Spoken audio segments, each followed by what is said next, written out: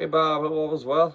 I'm kind of like racking my brain as to what to show you today because a lot of some of the stuff I like to show hands-on and not necessarily through video, just because I can kind of correct stuff. But at the same time, it should work this way, depending on what you want to do. I have a couple songs ideas that like has a bunch of cool chord ideas that you may have not played before. I think we did. There are a couple Stevie tunes. A couple of which that I played a lot live because I did a lot of the Stevie tribute stuff for a little bit, and then one of which I still play. The two songs I was thinking were Lenny, and I think we did a little bit of Lenny by Stevie, but also Riviera Paradise, which is kind of what evolved from the Lenny song a little bit. Also coming the intro, the beginning part, like that actually comes from a BB King lick. He would do that in like as an intro to another song. I'm not sure where he got that from. Stevie, that is, or BB, really. Although I assume it's something that either he came up with or he heard in another song, because a lot of this stuff just gets passed down from song to song as like a tradition and a way we play guitar in the blues. But anyway, so I kind of figured I'd show you the Lenny first, because Lenny is a lot easier as far as the chord progression. It's the Lenny, Riviera Paradise is a lot longer chord progression. But ultimately, these two songs have a lot of cool shapes that are not that hard to play and that sound really good. Ooh, guitar's making some weird noises. All right, so the first thing, let's just start with Lenny, okay? So I'm gonna play a little bit of it, and then we'll kind of talk about the chords. If I don't get all the way through this, I'll try and because I'll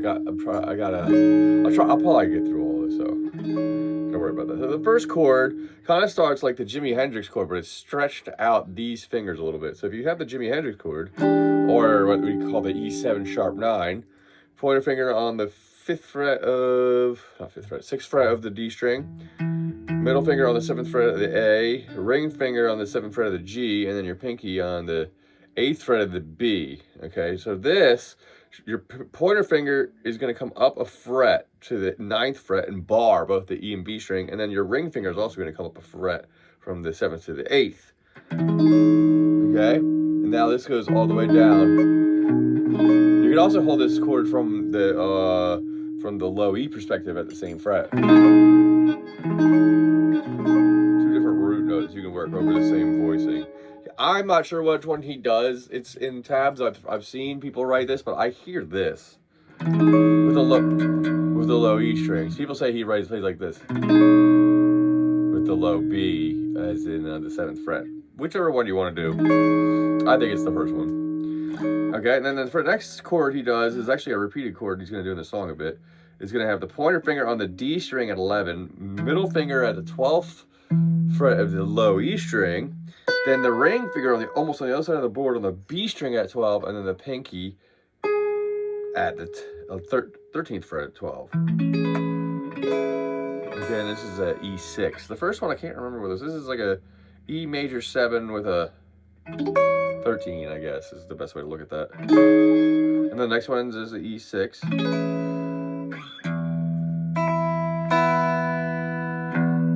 Sorry, he does a harmonic there. That was what I said. It didn't sound right. And then, so coming into this, he uses the major box that we were talking about. You remember we talked about the scale pattern? Okay, he's going to do that, but he's going to slide in from 2 frets from below. So it was like, she slides into the 9th fret here at the E string. Then he grabs the A string at 7, and then slides the A string up to 11. So once he does that, up to 13, and he grabs 9th fret D string, then he does this like,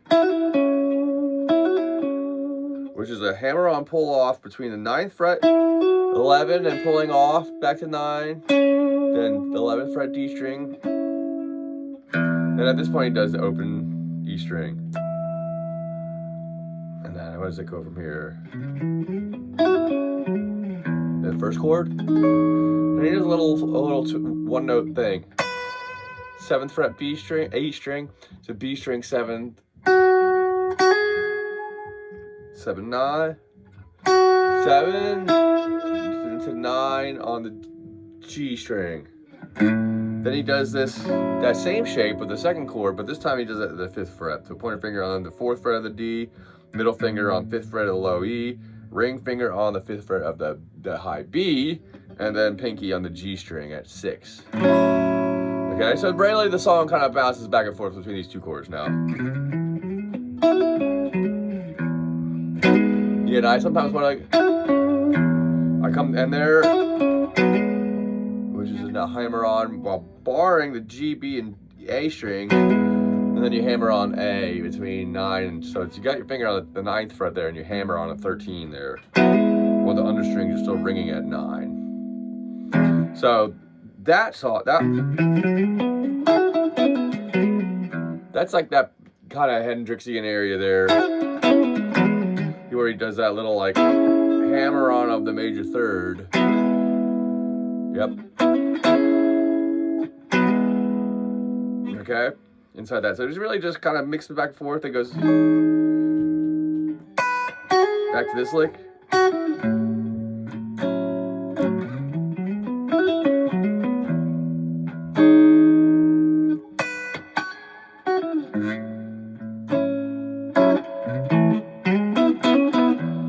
So it's just working the same spot, just playing it a little different every time. Okay, now here's the walk up. 5th fret, or A sharp to B.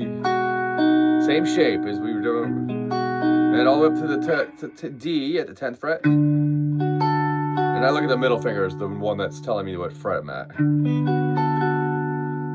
then we're at a D down to a G. Now middle finger goes, you put the chord with the middle finger on the 3rd fret. And then you go up to the 5th, 6th fret. A sharp, back to A. And that should bring you right back around, okay? And a lot of the song just goes between this and A. Okay? Now that song kind of, there's a lot of soloing in there, and it's usually just all kind of like what I would mix between just doing the major scale. But he also mixes a bit of the Dorian and Mixo in there too. So he'll add in the flat 7, and he'll add in the minor 3rd, depending on the lick he wants to do. So if you listen to the solo, he'll add sometimes.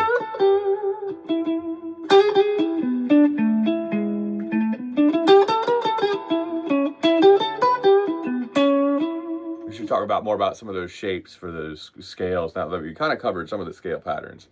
All right, so now that's pretty much that song. You can kind of take a little bit more from that by listening to it a little bit. It is a half step lower, so if you wanted to tune your guitar down there, I would probably recommend it 100% to play these songs. Probably a half step lower, just because it'd be easier.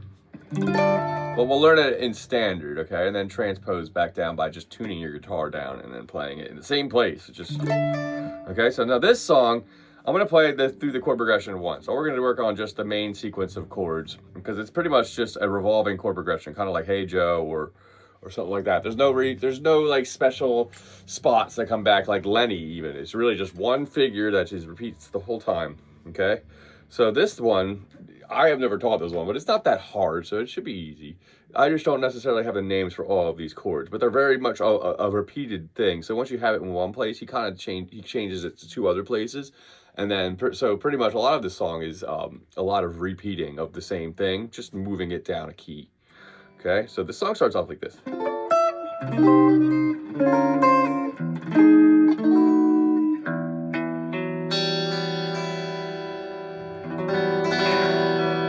This is the string. This is just the intro, by the way, so we're gonna work on the intro first.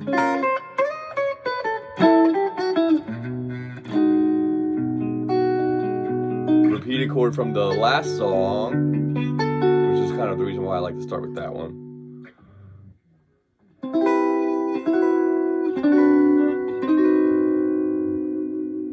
Okay, now that's the beginning part, okay?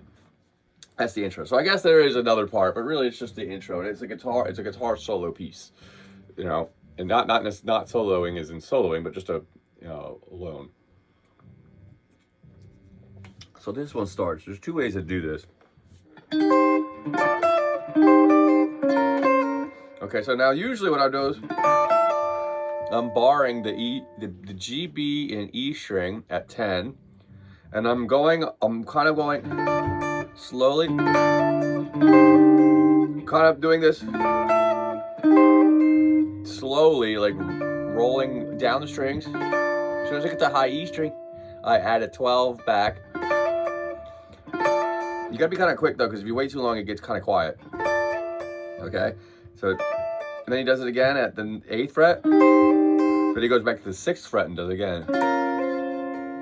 Okay, now we grab the Jimi Hendrix chord, but this time we're not at 7, 5, 7, and 8. We're gonna be at 7, 8, and 9 for the F chord. He does an F7 sharp 9 to an F7 flat 9, just like the Pink Floyd song. I think we went over that before. So what's really happening is you do this chord like you normally, where each finger holds its own note, and then you bar the B string with the pointer finger that's also holding the D string, and you get the flat 9. Okay? So the beginning should start with technically they got D minor, then C minor, then B flat minor, then an F7 sharp 9 to flat 9. Okay, and then we grab this E9 chord, which is a weird version of holding this. Open E, pinky on the 7th fret of the A string, pointer finger on the 4th fret of the D string, and then open G, open B, open E.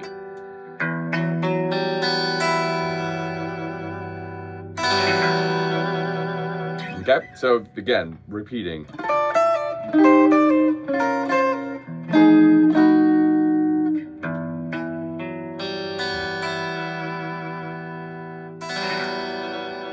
Usually just like a little slow up and then a little quicker down. And it usually does that right in the bridge. It gets that nice like kind of thin sound there when he does that little arpeggio. Okay, from there, he goes into this. Okay, that is a jazzy line. Starting with actually the last chord when we were doing, you're gonna do it this time going up on the 6th fret, holding that down, hammering on the 8th. Then you're slide up to the 13th, the 9th. So it goes like this. 13, 9, 12, 10. Okay? So let me try it again. Let me make sure I remember how to do this, because sometimes I don't. Actually, I just do this by instinct. I'm not thinking. Yeah, okay, so there's another chord before the next two notes. So technically B flat minor, 8th fret, 13, I'm not sorry, 13, 11, 9, then B string, 12, 10. Then you're gonna grab an F sharp, 7 sharp 9, Jimi Hendrix chord. This time 1 fret higher up than we did before. Then that's the next chord. Then 8th fret, 7th, then 9th fret, B string, G string. So the first chord goes.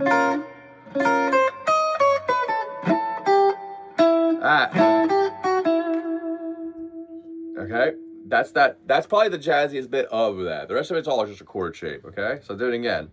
Barring the G, B, E string. You can do the D string too. You know what, don't do that, skip that. Too much.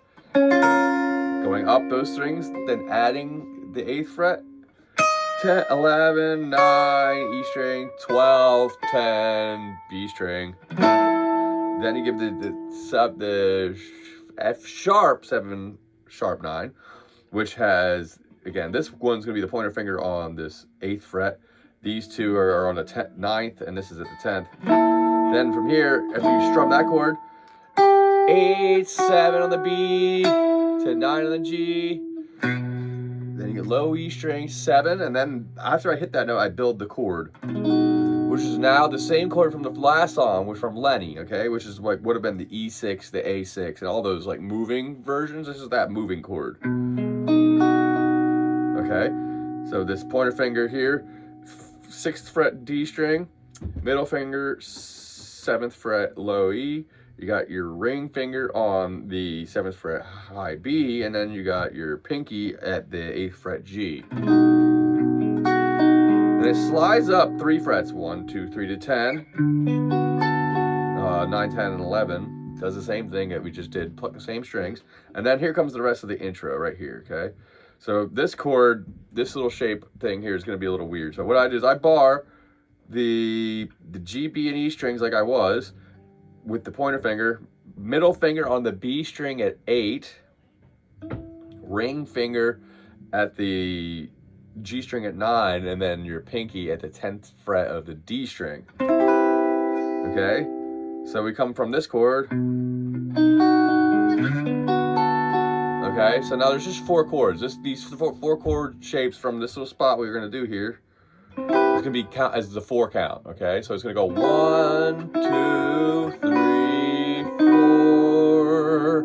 Okay, and the first chord is that first one I said. Barring all 3 of these, middle finger on the 8th fret of the B, ring finger on the 9th fret of the G, pinky on the 10th fret of the D. That's the first chord. Then the next chord, take off the middle finger. Okay, third chord, take off the ring finger as well. Then add the pointer finger on the G string now, but same fret it was originally. Okay, those are the 3 shapes. All right, try with that, and then we're gonna get into the main piece from there. All right, a lot of these shapes you may have not done, but they're all pretty usable, and I'll show you how they can be kind of usable, especially in songs that you may already know. Okay, in which case you can make other songs that you play already have better sounding chords, or at least different chords, you know. So, alrighty, I'll see you next time, man. Have a good one.